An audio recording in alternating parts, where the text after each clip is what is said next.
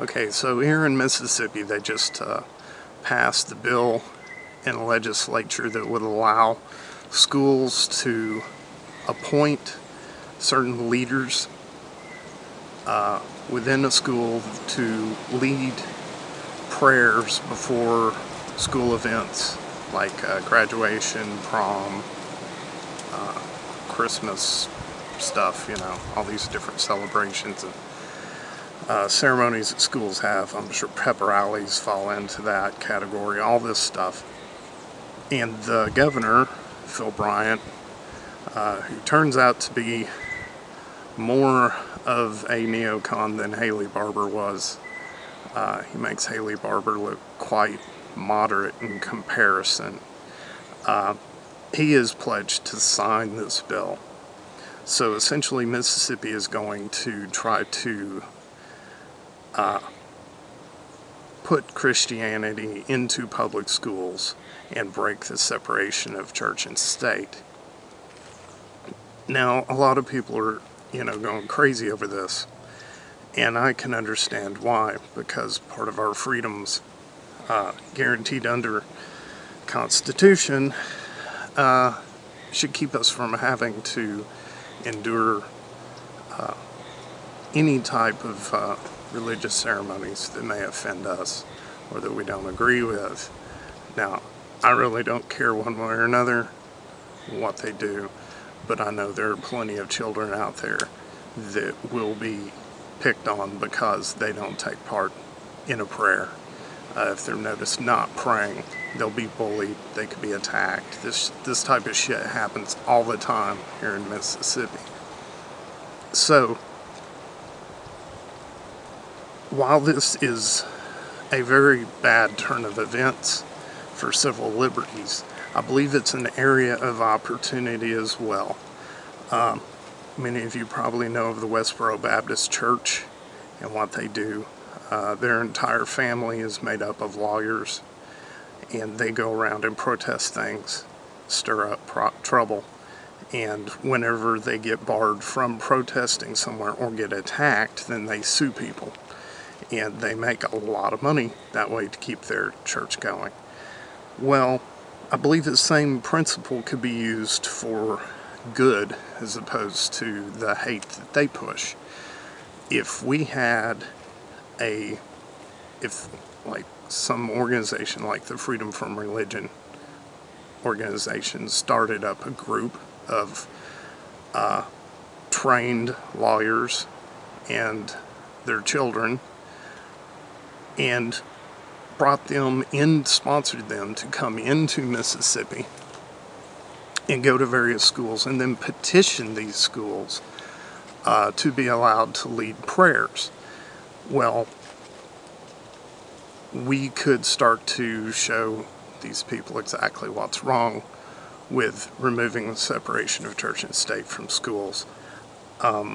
Just like in Louisiana, when they started a voucher program, they defunded public schooling in order to be able to start a voucher program to allow people to go to religious schools and with taxpayer money.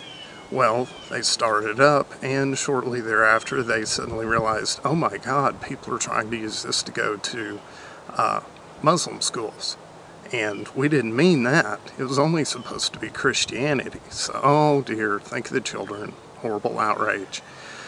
I believe there's opportunity regarding this new law in Mississippi for the same type of thing, except dealing with school prayer. If we're going to have school prayer, then we should be able to have school prayer for everybody, regardless of their religious beliefs. So with that, you could have a Satanist family, Muslim family, a Buddhist family, whatever. Scientologists, Church of the Subgenius, one of my favorite denominations, could move all these people into Mississippi, fund them, get them set up, and then have their children go to school and petition the schools to allow us to, I don't know, have a satanic black mass before prom,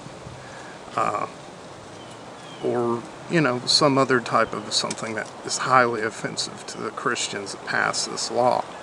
Now, of course, they would say no. And of course, these people would probably come under attack, because that's one of the big things that happens in Mississippi. If you step out of the status quo, you receive violence in a big way. So these people would have to be protected. We would have to have bodyguards for them.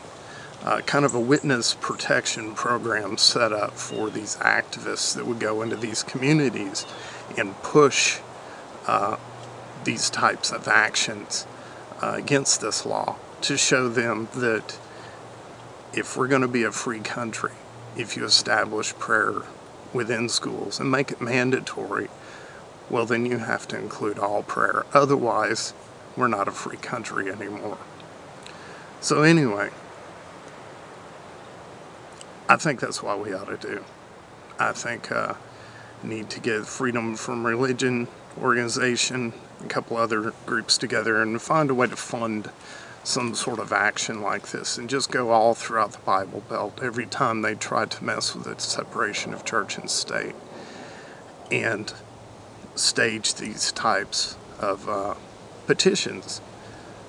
If people are going to be praying to God, well, then they need to be allowed to also pray to Allah, to Satan, to the Flying Spaghetti Monster, to J.R. Bob Dobbs, bless his soul, any type of deity.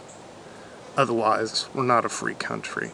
And it's interesting, these same people were the ones that raised such a ruckus over Sharia law, and how dare we have these outdated